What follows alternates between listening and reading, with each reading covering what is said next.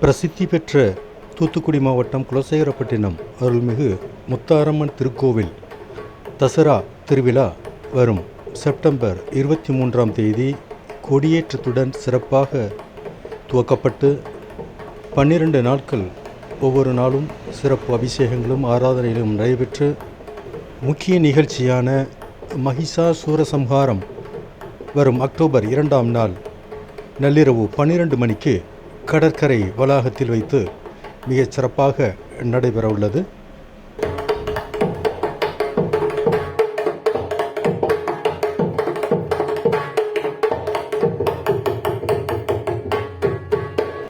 இதற்கான ஏற்பாடுகள் முழு வீச்சில் நடந்து கொண்டிருக்கின்றன.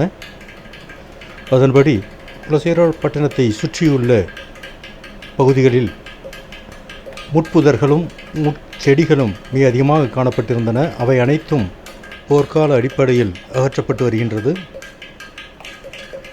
மேலும் பக்தர்களின் வசதிக்காக ஆங்காங்கே நவீன கழிப்பறைகளும் குளியல் அறைகளும் புதிதாக கட்டப்பட்டு வருகின்றன.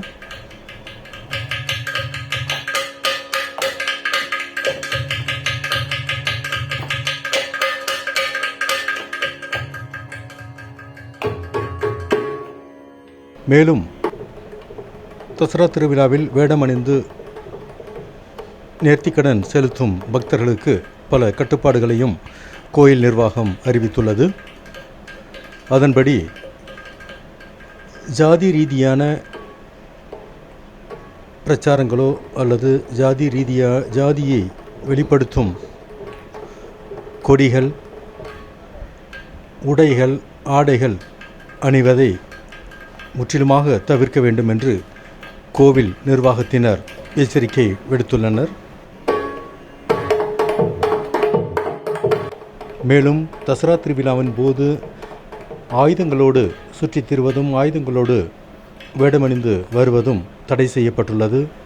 மீறுபவர்கள் மீது சட்டப்படி நடவடிக்கை எடுக்கப்படும் என்றும் கோவில் நிர்வாகத்தினர் எச்சரிக்கை விடுத்துள்ளனர்.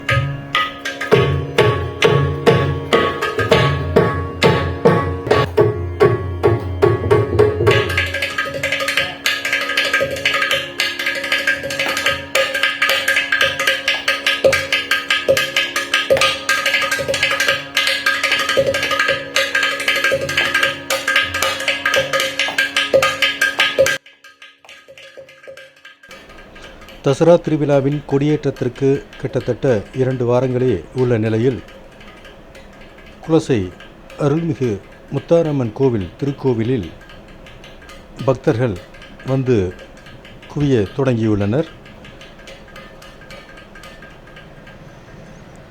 குலசை அருள்மிகு முத்தாரம்மன் கோயில் தசரா விழாக்கோலம் பூண்ட ஆரம்பித்துள்ளது.